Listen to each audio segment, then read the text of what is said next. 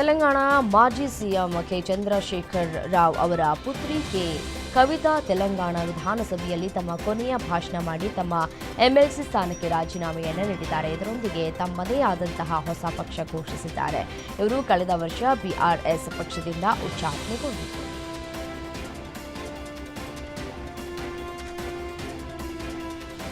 ಕಲುಷಿತ ನೀರು ಸೇವಿಸಿ 10 ಮಂದಿ ಸಾವನ್ನಪ್ಪಿದ ಬಳಿಕ ಮತ್ತೆ ಇಂದೋರ್ನಲ್ಲಿ ಅತಿಸಾರ ಪ್ರಕರಣಗಳು ದಾಖಲಾಗಿವೆ. ಇದೀಗ 142 ಮಂದಿ ಆಸ್ಪತ್ರೆಗೆ ದಾಖಲಾಗಿದ್ದು 11 ಮಂದಿ ಐಸಿಯುನಲ್ಲಿ ಚಿಕಿತ್ಸೆ ಪಡೆಯುತ್ತಾ ಇದ್ದಾರೆ.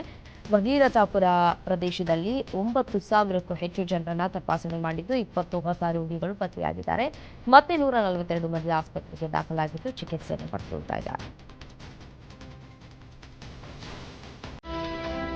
ರಾಜಸ್ಥಾನದ ಹಲವೆಡೆ ರೈತರು ಯೂರಿಯಾ ರಸಗೊಬ್ಬರ ಸಮಸ್ಯೆಯನ್ನು ಎದುರಿಸ್ತಾ ಇದ್ದಾರೆ. ರಸಗೊಬ್ಬರ ಕೊರತೆಯಿಂದಾಗಿ ಬೆಳೆಗಳ ಮೇಲೆ ಪ್ರತಿಕೂಲ ಪರಿಣಾಮ ಬೀರುವ ಜೊತೆಗೆ ಇಳುವರಿ ಕೂಡ ಕಡಿಮೆಯಾಗುವ ಆತಂಕ ಎದುರಾಗಿದೆ. ರಾಜ್ಯದ ಹಲವು ಜಿಲ್ಲೆಗಳಲ್ಲಿ ಮುಂಜಾನೆಯಿಂದಲೇ ರಸಗೊಬ್ಬರ ಅಂಗಡಿಗಳಲ್ಲಿ ರೈತರ ದೊಡ್ಡ ಸಾಲುಗಳಲ್ಲಿ ನಿಂತುಕೊಂಡು ಇದೀಗ ಗೊಬ್ಬರ ಪರ್ಚೇಸ್ ಮಾಡುವಂತಹ ಪರಿಸ್ಥಿತಿ ನಿರ್ಮಾಣ ಆಗಿದೆ.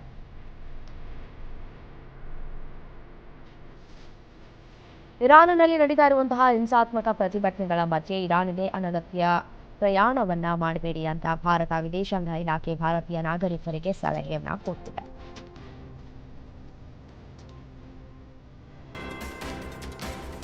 ಬಾಂಗ್ಲಾದೇಶದಲ್ಲಿ ಹಿಂದೂಗಳ ಮೇಲಿನ ದೌರ್ಜನ್ಯ ಮುಂದುವರೆದಿದೆ. ಇತ್ತೀಚೆಗೆ ಭುಗಿಲೆದ ಹಿಂಸಾಚಾರದ ಬಳಿಕ ಅಲ್ಲಿನ ಅಲ್ಪಸಂಖ್ಯಾತರಾದ ಹಿಂದೂಗಳ ಮೇಲೆ ನಿರಂತರ ದಾಳಿ ನಡೆಸಲಾಗ್ತಾ ಇದೆ. ಈಗಾಗಲೇ 3 ಹತ್ಯೆ ಮಾಡಲಾಗಿದೆ. ಇದೀಗ ಮಧ್ಯ ಬಾಂಗ್ಲಾದೇಶದ ಜನೈದದ ಕಳಿಗಂಜ್ನಲ್ಲಿ ಹಿಂದೂ ಮಹಿಳೆ ಮೇಲೆ ಸಾಮೂಹಿಕ ಅತ್ಯಾಚಾರ ನಡೆಸಿದಲ್ಲದೆ ಆಕೆಯನ್ನು ಮರಕ್ಕೆ ಕಟ್ಟಾಕಿ ಕ್ರೌರ್ಯವನ್ನು ನೀಡಲಾಗಿದೆ.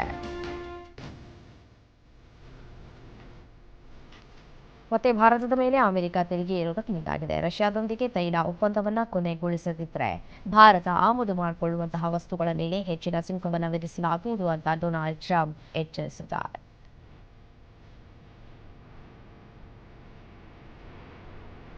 ಅಮೆರಿಕದ ಉಪಾಧ್ಯಕ್ಷ ಜೆಡಿ ವ್ಯಾನ್ಸ್ ಅವರ ಒಹಿಯೋ ಮನೆಯ ಮೇಲೆ ದುಷ್ಕರ್ಮಿಯೊಬ್ಬ ಗುಂಡಿನ ದಾಳಿ ನಡೆಸಿದ್ದಾನೆ. ಮನೆಯ ಮುಂದಿನ ಕಿಟಕಿ ಗಾಜುಗಳು ಗುಂಡಿನ ದಾಳಿಗೆ ಪುಡಿಯಾಗಿವೆ. ಅಮೆರಿಕದ ಈಸ್ಟ್ ವಾಲ್ನಟ್ ಹಿಲ್ಸ್ ಪ್ರದೇಶದಲ್ಲಿರುವ ವ್ಯಾನ್ಸ್ ಅವರ ಮನೆಯ ಮೇಲೆ ದಾಳಿ ನಡೀತಾ ಇದ್ದಂತೆ ಸ್ಥಳಕ್ಕೆ ಆಗಮಿಸಿದಂತಹ ಸೀಕ್ರೆಟ್ ಸರ್ವಿಸ್ ಏಜೆಂಟ್ ಉಪಾಧ್ಯಕ್ಷನ ಮನೆ ಮೇಲೆ ದಾಳಿ ಮಾಡಿದವನನ್ನ ಬಂಧಿಸುವಲ್ಲಿ ಯಶಸ್ವಿಯಾಗಿದ್ದಾರೆ.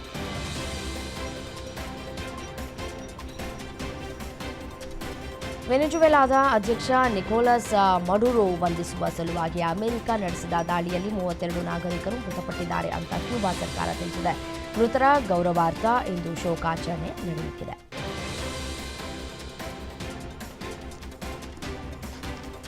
ಬಾಂಗ್ಲಾದ ಕ್ರಿಕೆಟಿಗ ಮುಸ್ತಾಫಿಜುರ್ ರೆಹಮಾನ್ ಅವರನ್ನು ಐಪಿಎಲ್ನಿಂದ ಹೊರದಬ್ಬಿದ ಬಳಿಕ ಬಾಂಗ್ಲಾದೇಶ ಹೊಸ ಖ್ಯಾತಿಯನ್ನ ಶುರು ಮಾಡಿದೆ. ತನ್ನ ದೇಶದಾದ್ಯಂತ ಇಂಡಿಯನ್ ಪ್ರೀಮಿಯರ್ ಲೀಗ್ 2026ರ ಪ್ರಸಾರ ನಿಷೇಧಿಸುವಂತೆ ಆದೇಶವನ್ನು ಹೊರಡಿಸಿದೆ.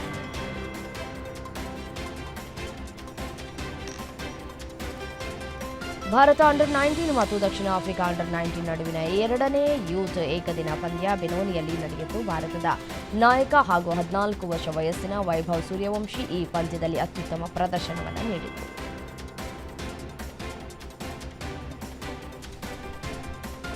ಭಾರತ ತಂಡದ ಸ್ಟಾರ್ ಬ್ಯಾಟ್ಸ್ಮನ್ ಶ್ರೇಯಸ್ ಅಯ್ಯರ್ ಅವರು ಗಾಯದಿಂದ ಗುಣಮುಖರಾಗಿದ್ದು ನ್ಯೂಜಿಲೆಂಡ್ ವಿರುದ್ಧದ ಏಕದಿನ ಸರಣಿಯ ಭಾರತ ತಂಡದಲ್ಲಿ ಸ್ಥಾನವನ್ನು ಪಡೆದಿದ್ದಾರೆ. ಇನ್ನು ಶ್ರೇಯಸ್ ಅಯ್ಯರ್ ಉಳಿದ ವಿಜಯ ಹಜಾರೆ ಟ್ರೋಫಿ ಟೂರ್ನಿಯಲ್ಲಿ ಮುಂಬೈ ತಂಡವನ್ನು ಮುನ್ನಡೆಸಲಿದ್ದಾರೆ.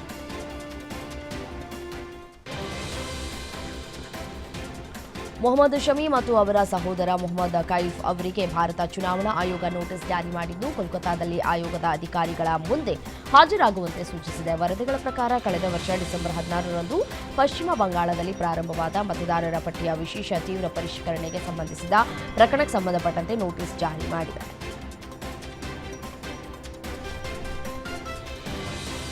ಒಲಿಂಪಿಕ್ಸ್ ಕ್ರೀಡಾಕೂಟದ ಚಿನ್ನದ ಪದಕ ವಿಜೇತ ಹಾಗೂ ಭಾರತದ ಸ್ಟಾರ್ ಜಾವೆಲಿನ್ ಪಟು ನೀರಜ್ ಚೋಪ್ರಾ ಅವರು ಈ ಜೆಎಸ್ಡಬ್ಲ್ಯೂದೊಂದಿಗಿನ ತಮ್ಮ ಸುದೀರ್ಘವಾದ ಸಂಬಂಧವನ್ನು ಕಳೆದುಕೊಂಡಿದ್ದಾರೆ. ಅವರು ಇದೀಗ ವೆಲ್ ಸ್ಪೋರ್ಟ್ಸ್ ಸಂಸ್ಥೆಯನ್ನು ಹೊಸದಾಗಿ ಕಟ್ಟಿದ್ದಾರೆ. ಹಾಗಾಗಿ ಅವರು ಜೆಎಸ್ಡಬ್ಲ್ಯೂ ಸ್ಪೋರ್ಟ್ಸ್ನಿಂದ ದೂರ ಸರಿದಿದ್ದಾರೆ. ಈ ಮೂಲಕ ನೀರಜ್ ಚೋಪ್ರಾ ಕ್ರೀಡಾ ಕ್ಷೇತ್ರದಲ್ಲೇ ಉದ್ಯಮಶೀಲರಾಗಿ ಹೊಸ ಹೆಜ್ಜೆಯನ್ನು ಇರಿಸಿದ್ದಾರೆ.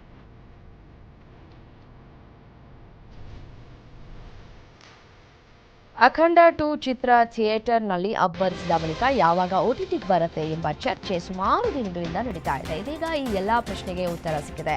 ಬಾಲಕೃಷ್ಣ ಮತ್ತು ವಯೋಪತಿ ಶ್ರೀನು ಕಾಂಬೋ ಚಿತ್ರವು ಉತ್ತಮ ಓಪನಿಂಗ್ಸ್ ಅನ್ನು ಪಡೆದುಕೊಂಡಿತ್ತು. ಆದರೆ ಅದು ಬಾಕ್ಸ್ ಆಫೀಸ್ನಲ್ಲಿ ದೊಡ್ಡದಾಗಿ ಮಿಂಚುವಲ್ಲಿ ವಿಫಲವಾಯಿತು. ಇದೀಗ ಭಾರೀ ಮೊತ್ತಕ್ಕೆ ನೆಟ್ಫ್ಲಿಕ್ಸ್ ಸಂಸ್ಥೆ ಅಖಂಡ 2 ಚಿತ್ರದ OTT ರೈಟ್ಸ್ ಪಡೆದುಕೊಂಡಿದೆ. ಜನವರಿ 9ರಂದು ಅಖಂಡ 2 ಸಿನಿಮಾ ನೆಟ್ಫ್ಲಿಕ್ಸ್ನಲ್ಲಿ ಒಂದು ಕಡೆ ಸ್ಟ್ರೀಮಿಂಗ್ ಆಗತ್ತೆ ಅಂತ ಕೂಡ ಹೇಳಲಾಗ್ತಾ ಇದೆ.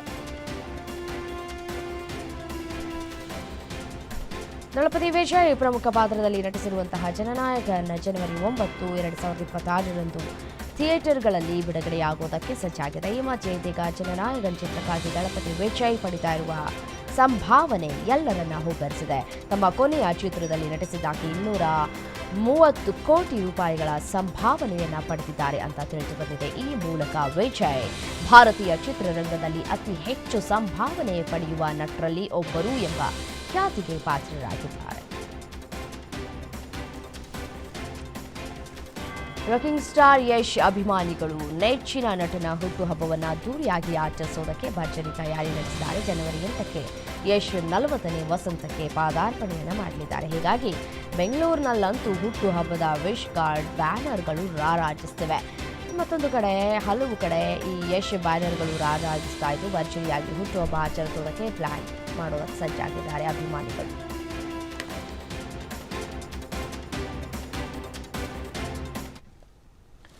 ಇವಿಷ್ಟು 50 ಗ್ಯಾರಂಟಿಯ ಹೈಲೈಟ್ಸ್. ನೋಡ್ತಾರೆ ಗ್ಯಾರಂಟಿ ನ್ಯೂಸ್, ಸುದ್ದಿ ಖಚಿತ, ನ್ಯಾಯ ನಿಶ್ಚಿತ.